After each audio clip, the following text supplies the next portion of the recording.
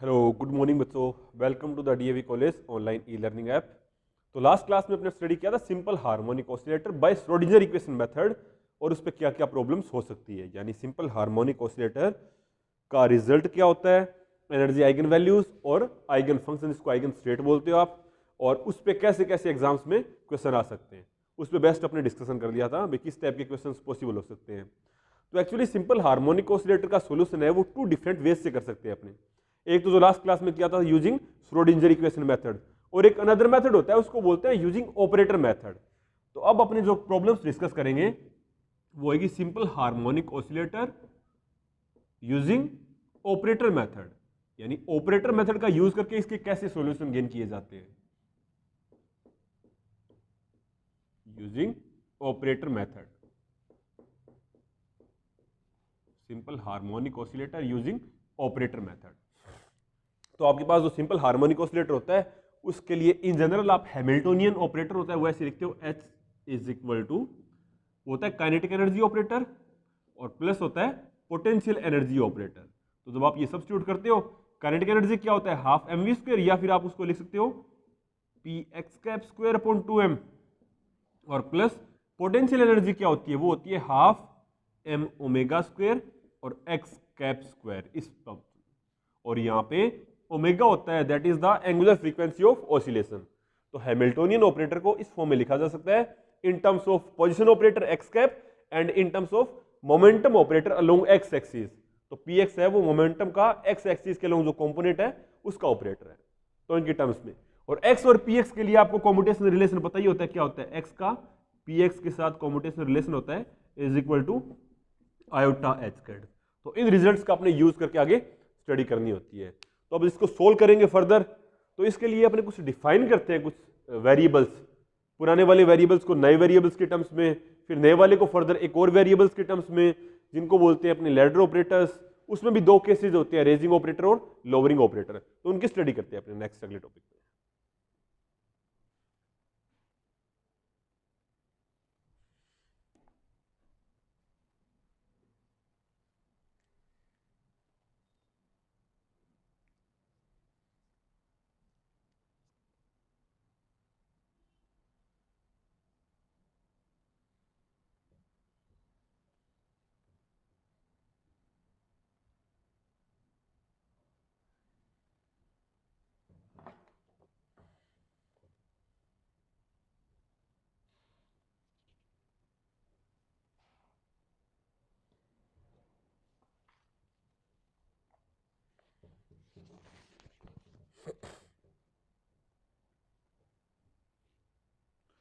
तो अपने डिफाइन करते हैं next raising and lowering operator. दो नए ऑपरेटर डिफाइन कर रहा हूं मैं, ए एंड ए डैगर। इनको आप बोलते हैं लैडर ऑपरेटर। नए ऑपरेटर्स डिफाइन करते हैं लैडर ऑपरेटर्स।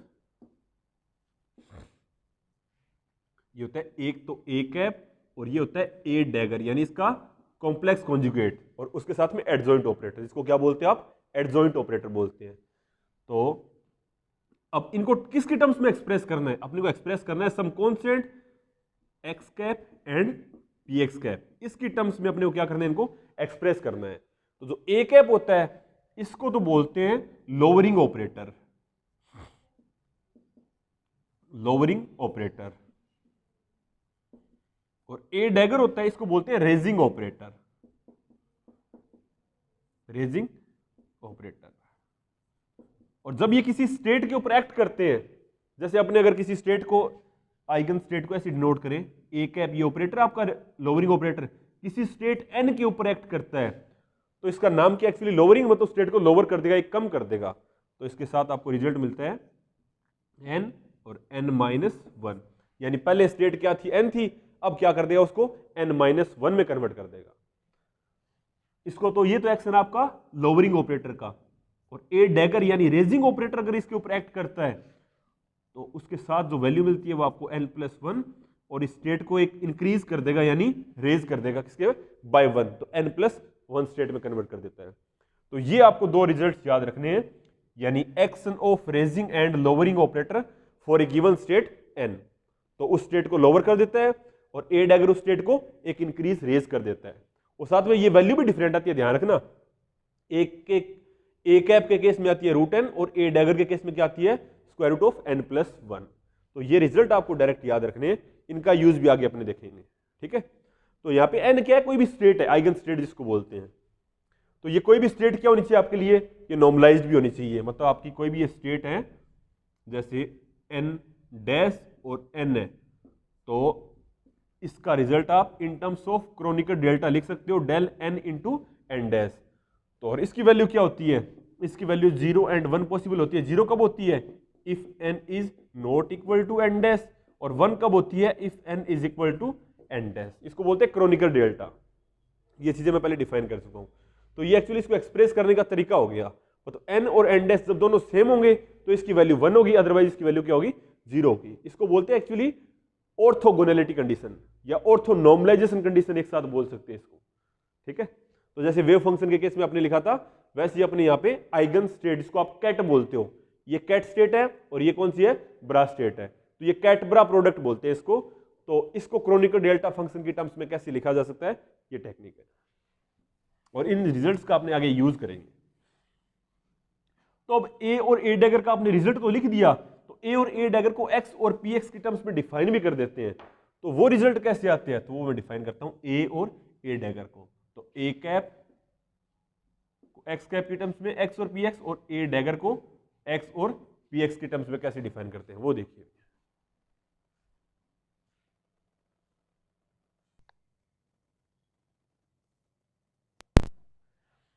अब देखिए एक्चुअली मैंने ये डिफाइन कर दिए हैं, यानी ए और ए डैगर को इसके टर्म्स में डिफाइन किया है। यानी ए है उसको एक्स और पी एक्स के टर्म्स में, ये साथ में कोई कांस्टेंट वैल्यूज है। तो ए डैगर इसका कॉम्प्लेक्स कॉन्जुगेट लेंगे, तो आयोटा का क्या होता है, माइनस आयोटा, तो ये चेंज हो किया जाएगा बस। यानी ये ए डैगर है और ये केस का कॉम्प्लेक्स कॉन्जुगेट की फॉर्म में है। ये आपने डिफाइन कर दिए। अब इन इक्वेशन को ऐड करोगे या सब्सट्रैक्ट करोगे, वो करके आप एक्स और पी एक्स को ए और ए डैगर की टर्म्स में अपोजिट प्रोसेस से डिफाइन कर सकते हो।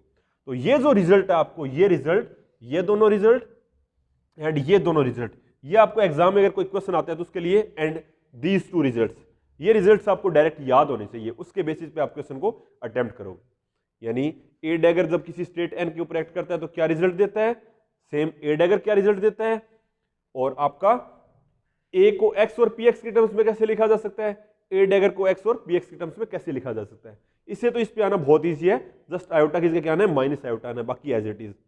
और अब अगर आपको ये याद है तो आप इसको ऐड करके या सब्सट्रैक्ट करके आप एक्स और पी एक्स का रिजल्ट भी अपोजिट प्रोसेस में कैलकुलेट कर सकते हो।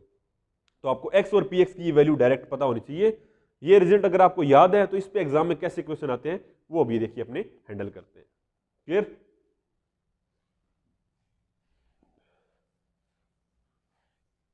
और एक अभी जो लिखी थी अपने ऑर्थो नॉर्मलाइजेशन कंडीशन, उसका भी यूज करना है in terms of chronicle delta.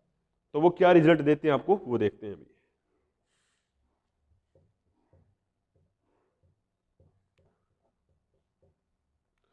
तो जैसे आपको बोल दिया जाए भी, आपको क्या करना है, एक्स कैप की एक्सपेक्टेशन वैल्यू कैलकुलेट करनी है, ठीक है। एक्स कैप की एक्सपेक्टेशन वैल्यू कैलकुलेट करनी है किसी गिवन स्टेट एन के लिए। तो आपको कैलकुलेट करना है एक्स, और जो स्टेट नॉर्मलाइज है ही है, इसका मतलब आपको कैलकुलेट क्या करना है, एन एक्स कैप और एन एक्सपेक्टेशन वैल्यू ऐसी कैलकुलेट की जाती है। ये वे होता है एक्सप्रेस करने का। तो एक्स कैप आपको पता ही है in terms of A and A dagger. तो ए और ये रिजल्ट आप पूरा यहां पे रखोगे एक्स कैप की जगह, तो ये एन की टर्म्स में और ए डैगर की टर्म्स में आ जाएगा। फिर ए और ए डैगर और एन के साथ रिलेशन आपको बताइए है, उसको फर्दर आप सोल्व करोगे तो कैसा रिजल्ट मिलेगा वो देखते हैं अपने। यानी एक्स कैप की ये जो वैल्यू है वो यहाँ पे सब्सटीट्यूट करते हैं इस जगह उठा के। तो सब्सटीट्यूट करोगे तो कांस्टेंट वैल्यू होती है वो तो बाहर आ जाती है। जैसे ये कांस्टेंट वैल्यू है, ये तो आपकी बाहर आ जाएगी डायरेक्ट। यानी आपके पास रिजल्ट आ जाएगा square root of H cut upon 2m omega और एन कैप और ब्रैकेट में ए प्लस ए डैगर और साथ में आपके एन। ये रिजल्ट आ गया, यहां तक पहुंच गया। यानी एक्सपेक्टेशन वैल्यू ऑफ एक्स अगर आपको कैलकुलेट करना हो तो अब इसको रिमूव कर देते हैं और प्रॉब्लम को आगे प्रोसीड करते हैं।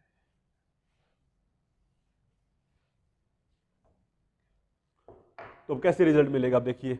अब इसको सेपरेट कर लेते हैं, ए के लिए अलग लिख देते हैं और ए डैगर के लिए अलग लिख देते हैं।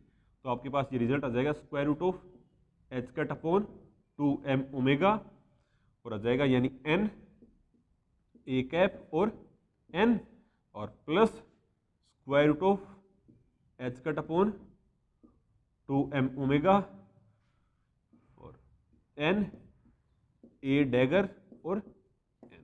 ये रिजल्ट आ गया आपके पास, यहां तक पहुंच गए।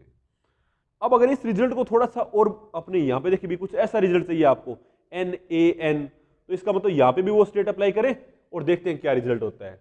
तो आपको जो रिजल्ट दिया हुआ ना इसको मैं थोड़ा सा फर्दर सोल्व कर रहा हूं, इस वाले रिजल्ट को आगे सोल्व करके दिखा रहा हूं आपको। तो यानी लेफ्ट हैंड साइड से क्या करें, इसके ऊपर ब्रा एन स्टेट ऑपरेट करें तो क्या रिजल्ट मिलेगा, देखिए एन ए एन, ये वाला तो ऑलरेडी था, आपने ये ब्रा एन स्टेट ऑपरेट किया इज इक्वल टू, तो जो रूट एन है कॉन्स्टेंट है वो तो बाहर रहेगा और यहां पे आ जाएगा पास एन और एन माइनस 1, ये रिजल्ट आ जाएगा।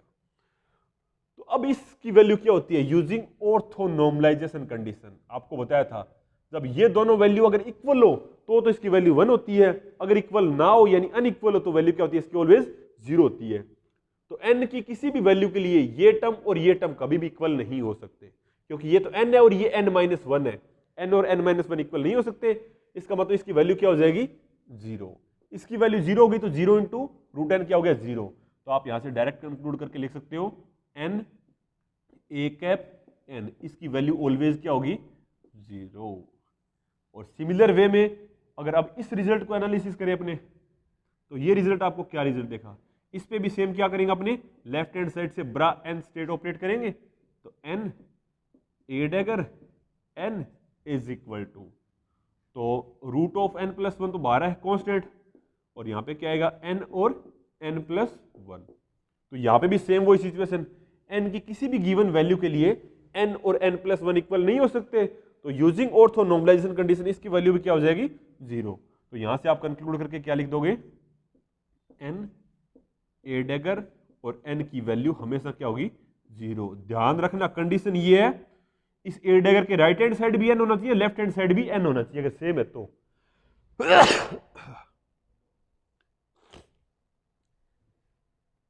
अगर दोनों तरफ सेम डिनोशन है, जैसे यहां पे भी n है और यहां पे भी n है, ए के भी लेफ्ट हैंड साइड में भी n है, यानी कैट स्टेट भी n है और ब्रा स्टेट भी क्या है n है, तो इसका रिजल्ट क्या होता है ऑलवेज 0। तो यहां से आपने कंक्लूड कर लिया ये रिजल्ट भी 0 है और ये वैल्यू भी 0 है, तो यहां पे सब्स्टिट्यूट करेंगे, इसकी जगह भी 0 और इसकी जगह भी 0, तो 0 इंटू समथिंग सारा कंक्लूड करने पे आपके पास क्या रिजल्ट आएगा, यानी आपके पास जो एक्स कैप की एक्सपेक्टेशन वैल्यू है वो क्या होगी 0 हो जाएगी। यहां से आप कंक्लूड करके बता सकते हैं रिजल्ट्स का यूज करके, तो यहां से आप कंक्लूड करके लिख दोगे expectation value of X is equal to 0, तो ये रिजल्ट आ जाता है अपने पास।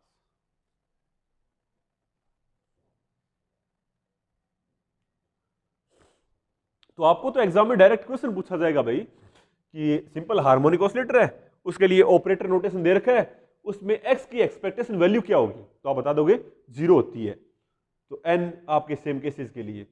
सिमिलरली अगर आपने कैलकुलेट करें px की, ये वाली कैलकुलेशन भी अगर आपने करें, px की एक्सपेक्टेशन वैल्यू क्या होनी चाहिए वो भी दिखा देते हैं। उसमें क्या आएगा, ये जो यहाँ पे a माइनस ए डैगर हो जाएगा, थोड़ा सा चेंज आएगा, तो वो अभी अटेम्प्ट कर लेते हैं अपने।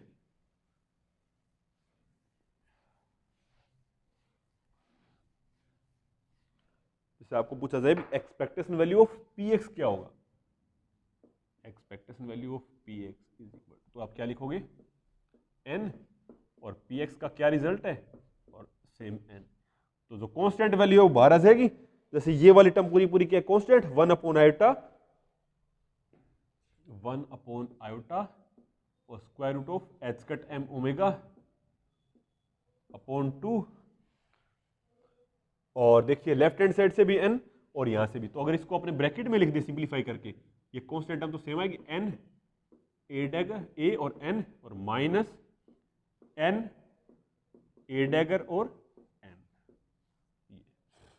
अब सेम ये रिजल्ट अभी थोड़ी देर पहले आपको बताया, इसकी वैल्यू क्या होगी 0 और इसकी वैल्यू भी क्या होगी 0, तो यहां से कंक्लूड करके आप क्या बता सकते हो, यानी पी एक्स कैप की expectation value simple harmonic oscillator के केस में जब आप ऑपरेटर मेथड का यूज करते हो तो वैल्यू क्या आती है 0, यानी x और पी एक्स कैप की एक्सपेक्टेशन वैल्यू क्या होती है 0 होती है। तो ऐसे ही आपको वेरियस टाइप्स ऑफ प्रॉब्लम्स पूछी जा सकती है, जैसे आपको पूछ ले फॉर कि एक्स कैप स्क्वायर की एक्सपेक्टेशन वैल्यू क्या होगी या पी एक्स कैप स्क्वायर की एक्सपेक्टेशन वैल्यू क्या होगी, तो वो भी आप कंक्लूड कर सकते हो। तो यहाँ पे पहले इसका स्क्वायर करोगे और फिर वहां पे सब्स्टिट्यूट करोगे और उसको सिंप्लीफाई करोगे, तो वहां पे ये रिजल्ट जीरो नहीं आता है। ध्यान रखना जीरो क्यों नहीं आता है, अभी इसका थोड़ा सा एक्स कैप स्क्वायर वाला भी आपको बता देता हूं कैसे हैंडल करना है।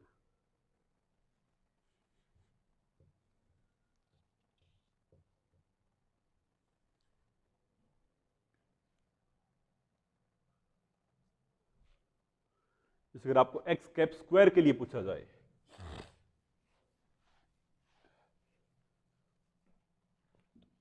ये तो एक्स कैप है ही है, अब इसका स्क्वायर आपसे पूछ रहा है और ये रिजल्ट आपको पता है एन ए एन, ये तो जीरो है।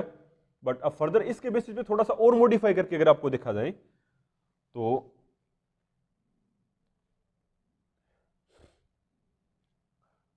इस एक्स को एज इट इज रखते हैं और ये रिजल्ट आपको बताए थे मैंने, इनका यूज करना है आगे अपने। तो जैसे आपके लिए x तो लिखा ही हुआ है, अगर x स्क्वायर करें यहां पे तो x स्क्वायर करोगे तो x cap square is equal to bar वाली टर्म का तो स्क्वायर रूट हट जाएगा, h cut upon 2m omega, तो ये क्या बनेगा a प्लस ए डैगर और इनटू में a plus A dagger. Operator को सीधा स्क्वायर मत करना, जैसे a प्लस बी का होल स्क्वायर क्या होता है a square plus B square plus 2ab, ऐसे मत करना। एक्चुअली ऑपरेटर का मल्टीप्लीकेशन इस वे में नहीं कर सकते आप, तो आप इसको सिंप्लीफाई करोगे प्रॉपर वे में, h cut upon 2m omega, तो जब a का a के साथ करोगे तो a कैप स्क्वायर आ जाएगा, बिल्कुल ठीक है कोई दिक्कत नहीं है। और प्लस a का a डैगर के साथ करोगे तो पहले a कैप आएगा फिर a डैगर आएगा, क्योंकि फर्स्ट ये और बाद में ये आ रहा है। और प्लस अब a डैगर का a के साथ करोगे तो पहले a डैगर लिखोगे और फिर क्या लिखोगे a कैप लिखोगे और प्लस a डैगर का स्क्वायर, तो ये रिजल्ट आ गया आपके पास x कैप स्क्वायर के लिए। तो अब अगर आपको एक्सपेक्टेशन वैल्यू कैलकुलेट करनी हो एक्स कैप स्क्वायर की, तो इसका मतलब h cut upon 2m omega, ये तो बाहर आ जाएगी कांस्टेंट। और अब ये रिजल्ट कैसा बनेगा, n स्टेट ऑपरेट कर दे, यानी n a कैप स्क्वायर और n plus n a cap dagger का स्क्वायर और n, लास्ट वाले टर्म को मैंने पहले लिख दिया है। अब ये दोनों टर्म्स हैं, इनके लिए भी आप लिखोगे, यानी n a डैगर और n plus n a dagger a cap और n, ये रिजल्ट आएगा। यहां तक पहुंच गए अपने x कैप को सिंप्लीफाई करते हुए। अब वो रिजल्ट बताता हूं एक्चुअली। अब देखना यहां पे a डैगर और a डैगर a है, ये इक्वल नहीं है आपस में, ये ध्यान रखना। और अगर आप चाहो तो जैसे a और a डैगर को अपने लिखा था x और px की टर्म्स में, वहां से आप अगर आप कैलकुलेट करोगे, ये भी आपको एग्जाम में कैलकुलेट करने के लिए पूछा जा सकता है, a और a डैगर का जो कॉम्बिनेटर होता है उसकी वैल्यू क्या होती है 1, क्योंकि आपने a और a डैगर को x और px के टर्म्स में एक्सप्रेस कर दिया था और x और px का कॉम्बिनेटर आपको पता होता है क्या होता है, x px का कॉम्बिनेटर आयोटा स्क्वायर होता है, तो वहां से आप कंक्लूड करके बता सकते हो a और a डैगर का कॉम्बिनेटर है वो क्या होगा 1 होगा। ये ध्यान रखना है एक्चुअली आपको। तो जैसे मैंने आपको क्या बताया था थोड़ी देर पहले, आपने देखा ना a कैप का वो रिजल्ट लिखा था, अब इसका यूज करके अपने थोड़ा सा आगे सॉल्यूशन करें।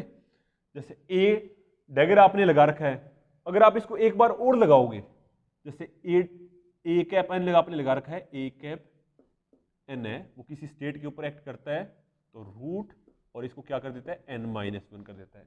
अब एक बार अगर और लगा दे अपने a डैगर और a डैगर n लगा दे एक बार और इस स्टेट के ऊपर, मतलब यहां पे भी ऑपरेट करना पड़ेगा, तो इसको आप क्या लिख सकते हो a कैप स्क्वायर का n इज इक्वल टू, ठीक है। तो इसका मतलब ये रूट n तो कांस्टेंट है, बाहर रखो, तो अब ये आपने a कैप जो लेफ्ट हैंड में लगाया था उसको राइट हैंड में भी लगाओ a कैप n-1 पे, तो a कैप एक्स्ट्रा लगाया उसको आप राइट हैंड साइड में भी इम्प्लीमेंट करोगे तो आपको क्या रिजल्ट मिलेगा, यानी a cap square n is equal to result मिलेगा, रूट n तो साइड में है ही है।